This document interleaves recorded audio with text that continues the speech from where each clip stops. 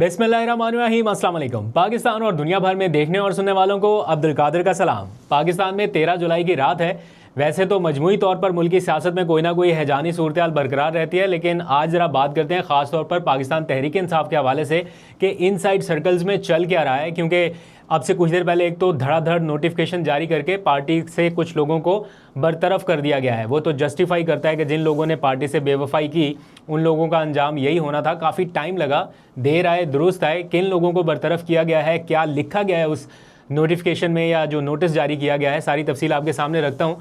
लेकिन इसके साथ साथ एक और मामला भी इस टाइम हलचल पैदा किए हुए है पीटीआई में। ये जो गुज़िश्ता रोज़ दौरा लाहौर हुआ पीटीआई क़यादत का, इसका इनिशियल इम्पैक्ट तो बहुत अच्छा था। लोगों ने बड़ा इसको अप्रिशिएट किया कि पीटीआई की क़यादत को चलो काफ़ी टाइम के बाद ख्याल आया और इन्होंने सारों ने इकट्ठे होकर एक यूनिटी का जेस्चर देते हुए लाहौर पहुंचे और फिर इन्होंने अपनी पार्टी क़यादत का इजलास बुलाया। लेकिन उसका एंड रिज़ल्ट है वो कोई इतना पॉजिटिव नहीं कारकुनान तक जा पाया। कोशिशों के बावजूद भी पता नहीं जा नहीं पाया या सही से एग्जीक्यूट नहीं हो पाया, क्योंकि उसके बाद बहुत सारे सवालात शुरू हो गए कि 5 अगस्त या 90 दिन। ये इमरान खान साहब ने जो कहा कि 5 अगस्त जो है ये पीक होनी चाहिए एहतजाजी तहरीक की, तो अली अमीन गंडापुर साहब ने जो कहा कि 90 दिन का हम टाइम देते हैं। ये 90 दिन का टाइम देना इटसेल्फ दैट मीन्स के अलाउ किया जा रहा है हर तरह से कि इमरान खान को मज़ीद 90 दिन तक तो जेल में रखा जाए।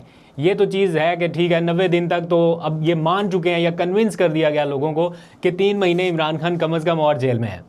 लेकिन इसके साथ साथ जो एक चीज़ आई थी कि इमरान खान के ट्विटर पैगाम में भी मैंने पढ़ी थी कि अब मुज़ाकरात का वक्त गुजर गया और मुज़ाकरात नहीं होंगे। लेकिन जो कल पैगाम दिया गया वो मुज़ाकरात के हवाले से, ऑल दो कि मैं ख़ुद ये समझता हूँ कि अल्टीमेटली इसका हल यही है कि बातचीत करनी पड़ेगी, टेबल पे आना पड़ेगा और जितनी जल्दी आ जाए उतना अच्छा है। लेकिन इसका कोई ना कोई फेस सेविंग हर किसी को चाहिए बातचीत की टेबल पे आने के लिए या डायलॉग स्टार्ट करने के लिए। कोई संजीदगी, कोई ऐसा CBMs, कोई ऐसे जेस्चर्स जो हैं वो शो करने पड़ेंगे दोनों साइड से, फिर ही आना है और मुज़ाकरात के बाद ही कोई ना कोई हल निकलना है।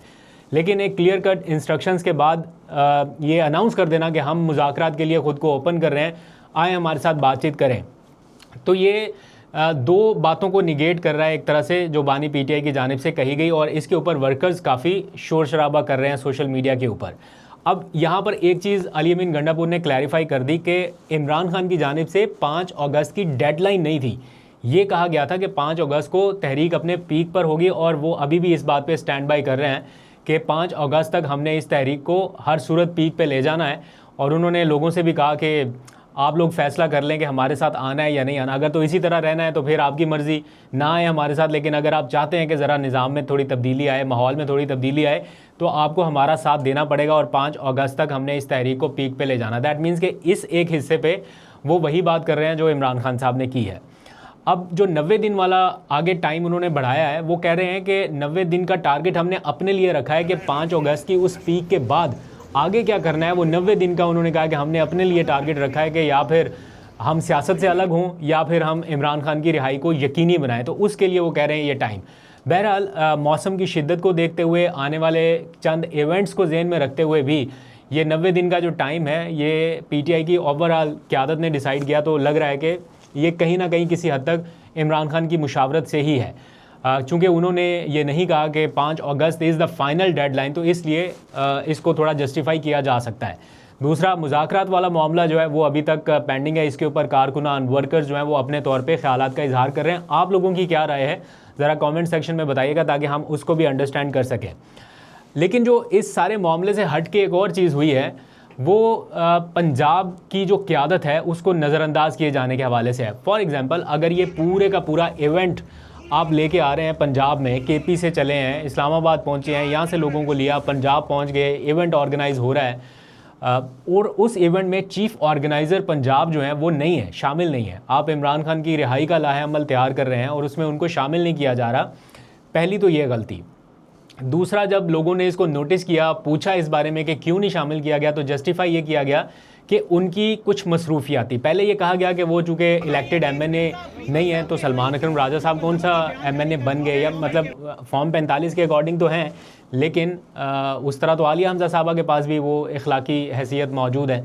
लेकिन बहरहाल इस सारी चीज़ को भी अलग रख दीजिए। क़यादत की जानिब से कहा गया कि वो चूँकि मसरूफ़ थी बहुत सारी और एक्टिविटीज़ में, इसलिए शायद वो नहीं आ सकी। तो उन्होंने तो ट्वीट कर दिया और ट्वीट करके उन्होंने कहा कि मेरे तक जो इन्फॉर्मेशन पहुंची है उनके मुताबिक शायद मैं कहीं ऐसी मसरूफ़ हूं कि मैं इवेंट्स में जा नहीं सक रही, जिसका मुझे खुद आइडिया नहीं है।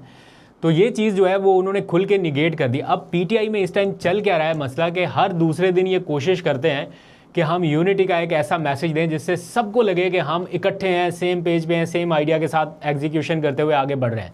लेकिन सारे ही खुद कोई ना कोई ऐसा काम कर देते हैं जिससे वो यूनिटी का सारा इम्पैक्ट डाउन हो जाता है। अगर आलिया हमजा को इनवाइट कर लिया जाता या उनको बुला लिया जाता, कोई नाराज़गी है भी सही, अगर जुनेद अकबर के साथ अली अमीन गंडापुर बैठ सकते हैं तो आलिया हमजा जिनको इमरान खान की जानिब से ये जिम्मेदारी दी गई, उनको साथ बिठाने में ऐसी कौन सी कबाहत थी। और अगर कोई इश्यूज़ थे भी तो मेरा ख्याल है उनको इस तरह की मूवमेंट से पहले सॉर्ट आउट कर लेना चाहिए, बैठ के चीज़ें अंडरस्टैंड कर लें, डिसाइड कर लें कि जनाब हमने ये बाहर मैसेज देना है, लेकिन उससे पहले इंट्रोस्पेक्शन अपनी ये करनी है। लेकिन वहाँ पर थोड़ा सा गैप नज़र आ रहा है और फिर पार्टी के लोग जो हैं वो फिर नहीं रुकते। हर कोई इस टाइम लीडरलेस मुहिम चला रहा है, हर कोई कंट्रीब्यूट कर रहा है, तो उसको लगता है मेरा हक है ये, मैं तो आवाम के सामने बात रखूं। तो वो आलिया हमजा ने रख दी कि जनाब मुझे तो इनवाइट ही नहीं किया गया, या मुझे तो पता ही नहीं है, ऐसी कौन सी मसरूफियत है कि मैं नहीं जा सकती थी। बहरहाल ये थोड़ा सा मिसमैनेज हुआ और उसकी वजह से पार्टी के अंदर लोगों को फिर बात करने का मौका मिला। और पीटीआई में आजकल तो ये हो रहा है कि ज़रा सा भी मौका मिलता है, ज़रा सी भी लीडरशिप की जानिब से कोई गलती होती है, ये तो बाकियों को सारों को छोड़ के इनको पड़ जाते हैं। तो अभी सोशल मीडिया पे वही हाल हुआ है। तो जितनी मर्ज़ी इसकी जस्टिफिकेशन दे दें, लेकिन ये चीज़ थोड़ी सी यहाँ पे ख़राब हुई। तो पार्टी का जो डिसिप्लिन है वो कितना अहम है इस तहरीक के लिए, वो मेरा ख्याल है किसी को बताने की ज़रूरत नहीं है। इस टाइम अगर डिसिप्लिन नहीं होगा तो फिर कुछ भी नहीं रहना। डिसिप्लिन से जुड़ी एक और ख़बर है, वो ये कि पार्टी डिसिप्लिन की खिलाफ वर्जी पर या पार्टी पॉलिसी की खिलाफ वर्जी पर आज पीटीआई ने एक काफ़ी लंबे अरसे के बाद एक्शन किया और उन अरकान को पार्टी से बरतरफ कर दिया जो अब इनकी पार्टी में हैं भी नहीं, वो किसी और पार्टी में जा चुके हैं, पर्क्स प्रिविलेजेस सारा कुछ ले रहे हैं, लेकिन रस्मी सही कार्रवाई करते हुए उन लोगों की बुनियादी मेंबरशिप जो है वो मुअत्तल कर दी है। और वजह ये बताई गई है कि उन्होंने 26वीं तरमीम में पार्टी पॉलिसी के ख़िलाफ़ वोट दिया। 26वीं तरमीम आई को कितना टाइम हो गया और अब जाके तकरीबन कोई 6, 7, 8 महीने के बाद या शायद इससे भी ज़्यादा टाइम के बाद आज बरतरफी अमल में आई। ये तो काम 7 दिन के नोटिस के बाद मेरा ख्याल है अगले 8वें दिन 10वें दिन बन जाना चाहिए था, हो जाना चाहिए था, लेकिन इसमें बहुत ताख़ीर की गई। बहरहाल नोटिस बहुत सारे लोगों को जारी हुआ था जिन्होंने 26वीं तरमीम में जो मशकूक रहे, जो गायब रहे, लिस्ट में काफ़ी ज़्यादा नाम थे। कुछ लोग जैन कुरैशी के बारे में भी पूछ रहे हैं, लेकिन उनके बारे में पार्टी ने ख़ुद ये वजाहत कर दी कि इमरान खान ने उन पर एतमाद का इजहार किया है और इसलिए वो तो बरतरफ नहीं हो रहे हैं। ठीक है, ऑब्वियसली उनके वालिद की भी एक वो शाह महमूद कुरैशी कार्ड भी इस सारे मामले में बड़ा अहम किरदार रहेगा कि उनके वालिद जो हैं वो जेल में हैं इतने टाइम से। तो ये सारी चीज़ें हैं। बहरहाल ये पार्टी डिसाइड करेगी, लेकिन 5 लोगों को आज बरतरफ किया गया। उनमें ज़हूर कुरैशी हैं, औरंगज़ेब खिची हैं, मुबारक ज़ेब ख़ान मशहूर व मारूफ नाम। मुबारक ज़ेब साहब ने तो कमाल ही किया था बाय द वे, चलो उसके ऊपर डिटेल में नहीं बात करते। इलियास चौधरी साहब और उस्मान अली, ये 5 लोग हैं जिनको बरतरफ कर दिया गया। और नोटिस में लिखा गया है कि आपको सुनवाई का मौका दिया गया था, एक कमेटी कायम की गई थी और आपसे कहा गया था कि इस कमेटी में पेश होके वजाहत दें या इस कमेटी को मुतमिन करें। ना आप पेश हुए, ना आपने वजाहत दी। ऑब्वियसली ना उन्होंने पेश होना था, ना उन्होंने वजाहत देनी थी। जिन्होंने 26वीं तरमीम में वोट ही दे दिया जाके, उनके पास अब वजाहत देने के लिए तो कुछ नहीं है, उनके पास देने के लिए कुछ नहीं है, लेने के लिए बहुत कुछ होगा। तो इसलिए फिर फाइनली अब पीटीआई ने ये डिसाइड किया कि ये पार्टी में अब इनकी जो रुकनीत है एक वो तो मुअत्तल की जाए, या मुअत्तल नहीं, सॉरी, बरतरफ ही कर दिया जाए, टर्मिनेट कर दिया गया।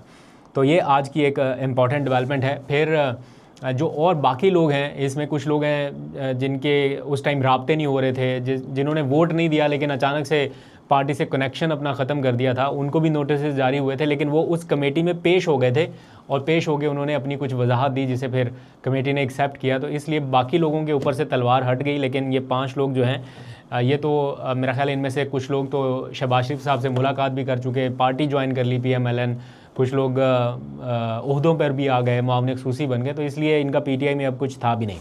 दूसरी जानिब जो PTI की तहरीक है वो आज भी अपने अगले फ़ेज़ की जानिब रही। हमने देखा मुख्तलिफ़ शहरों में रैलियाँ या फ्लैश प्रोटेस्ट होते रहे हैं। कोटली आज़ाद कश्मीर में हमने देखा सरदार क़यूम नियाज़ी, उन्होंने एक रैली निकाली। इसी तरह सिंध में मीरपुर ख़ास में हलीम आदिल शेख लगे हुए हैं, 1 मैन आर्मी है। हर रोज़ उनकी कोई ना कोई ऐसी बड़ी रैली, कोई ना कोई बड़ी तहरीक, जब सारे खामोश रहते हैं तो वहाँ कोई कुछ ना कुछ वो कर रहे होते हैं। तो आज भी उन्होंने मीरपुर ख़ास में गालबन एक रैली निकाली है और इस तरह की बहुत सारी दीगर एक्टिविटीज़ भी पाइपलाइन में हैं। एक मामला बना हुआ है, मिर्ज़ा अफरीदी साहब हैं कोई, उनका सेनेट इलेक्शन का पीटीआई में इसको लेके भी इख्तलाफात चल रहे हैं। कुछ लोग कह रहे हैं कि इनको टिकट नहीं देना चाहिए, नज़रियाती बंदे के पास जाना चाहिए टिकट। कुछ लोग कह रहे हैं कि ये सरमायादार हैं, पैसे वाले हैं, इसलिए इनको टिकट दिया जा रहा है। मैं को बहुत ज़्यादा इनको नहीं जानता, लेकिन दो चीज़ें आपके सामने रख देता हूँ, दोनों पर्सपेक्टिव अलग अलग। पहला ये है कि 9 मई वाक़े के फ़ौरन बाद इनकी बहुत सारी तस्वीरें हैं, विजुअल्स हैं, जो ये बैरून मुल्क दौरों पर थे, तस्वीर अपलोड करते रहे जब पार्टी बहुत मुश्किल वक्त में थी और वहाँ पर इनके बैरून दौरे जारी रहे और कोई बहुत ज़्यादा मुश्किल टाइम भी इन्होंने नहीं देखा। और जो होता है ना पार्टी की एक स्ट्रगल, जिसमें कुछ अननाउन से नाम सामने आ जाते हैं, कुछ ऐसे चेहरे सामने आ जाते हैं जो स्ट्रगल करते हैं, मारे खाते हैं, जेलें जाते हैं, या इस तरह की रेजिस्टेंस जैसा कोई एलिमेंट जिनमें नज़र आता है, वो मैंने इनको किसी ऐसी मूवमेंट में फोर फ्रंट पे नहीं देखा। लेकिन दूसरी जानिब एक पर्सपेक्टिव ये भी है कि चूँकि पैसे वाले आदमी हैं, इनके पास अच्छा खासा पैसा है और इन्होंने पार्टी के ऊपर खर्च भी किया, हो सकता है खामोशी से किया, फंडिंग की, या 9 मई के वाक़यात में मुलव्वस लोगों की मदद करने के लिए इस्तेमाल किया। एक पर्सपेक्टिव ये है कि इन्होंने पार्टी को मुश्किल टाइम में फ़ंड किया है। तो अगर तो ये बात ठीक है और ऐसा हुआ है, या मुश्किल टाइम में इन्होंने पार्टी को सपोर्ट किया, तो फिर ऐसे लोग जो हैं वो हर पार्टी में कहीं ना कहीं एडजस्ट होते हैं, हो जाते हैं, कि जिनकी ज़रूरत रहती है पार्टी को। ऑब्वियसली पार्टी नज़रिए के साथ तो चलती है, लेकिन आजकल के दौर में कुछ सरमाया भी चाहिए उन हालात में जब आपकी सरमाए के ऊपर हर तरह की कदगन है, बैन है, अकाउंट्स बंद है, मुंजमद है, बहुत सारी चीज़ें हैं। पीटीआई के लिए मुश्किल हालात हैं, पता नहीं अकाउंट फ्रीज़ हैं या नहीं, लेकिन लोगों को तनख्वाही नहीं मिल रही, पैसा आ नहीं रहा। तो ऐसे में अगर इस तरह के लोग सपोर्ट करते हैं तो फिर मेरा ख्याल है शायद कोई नज़रसानी हो सकती है। बहरहाल ये पार्टी को डिसाइड करना है, वो ज़्यादा बेहतर जानते हैं। आखिरी खबर ये कि अली अमीन गंडापुर ने मौलाना फजलुर रहमान को चैलेंज दिया है। आज एक सवाल के जवाब में उन्होंने कहा कि मौलाना फजलुर रहमान जो है वो मेरे भाई से इलेक्शन जीत के दिखाएं, मैं चैलेंज करता हूं, अगर वो जीत जाएं तो मैं सियासत छोड़ दूंगा। और उन्होंने कहा कि 300 पोलिंग स्टेशन के ऊपर मैं कैमरे लगवा देता हूं ताकि किसी किस्म का कोई धांधली का शुबा भी ना रहे। कैमरे लगवा के इलेक्शन लड़ते हैं और अगर ये जीत गए तो फिर मैं सियासत छोड़ दूँगा, और अगर हम जीत गए तो फिर ये नमाज वगैरह पढ़ाएँ और सियासत में ना आएँ। तो दिलचस्प मुकाबला मौलाना वर्सेस अली अमीन गंडापुर का भी जारी है। मौलाना चाहते हैं कि माइनस अली अमीन गंडापुर पीटीआई केपीके में अपनी हुकूमत बनाए। उसके लिए आगे आने वाले दिनों में कुछ भी करना पड़ा मौलाना साहब को, नून लीग पीपल्स पार्टी के साथ मिलकर वो इससे गुरेज नहीं करेंगे कि अली अमीन गंडापुर को हटाया जा सके। ऑब्वियसली वो ये भी चाहते हैं कि हुकूमत पीटीआई की रहे, चूँकि पीटीआई का मैंडेट है, लेकिन अली अमीन गंडापुर उनको काबिल कबूल नहीं है। दूसरी जानिब गंडापुर भी कोई मौका छोड़ते नहीं है जहाँ पर वो मौलाना फजलुर रहमान को आड़े हाथों ना लें। आज भी उन्होंने तनकीद की। तो ये आज का ओवरऑल मंजरनामा है। अपना फीडबैक ज़रूर दीजिएगा। अभी तक के लिए इतना ही। अपना बहुत सा ख्याल भी रखिए। अल्लाह हाफ़िज़।